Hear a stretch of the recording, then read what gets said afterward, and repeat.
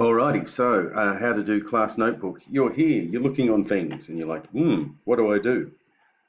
We click on class notebook up the top here. Class notebook will take a bit of time to come up. Okay, it will come up depending on what color you've got. Either way, there is an arrow here that says open navigation panel. That's at the left there. I'm making a big deal. You click on that. When you click on that, you will see everybody's name comes up down there. It's really good. All right, and then what we do is we're going to go, I always go to Mr. Adams. We'll go to Jan's. Jan will click on his, and it takes a few moments to come up because it's, and then we click on classwork. Okay, now in classwork, there's Macbeth timeline because Jan's following the instructions.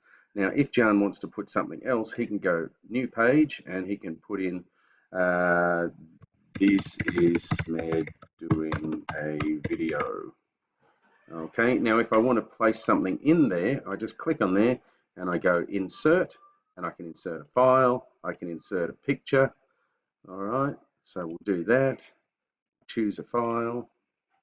We'll go with that. We'll go insert, and there we have a GIF there. And that is all done. So brilliant. Hope that helps.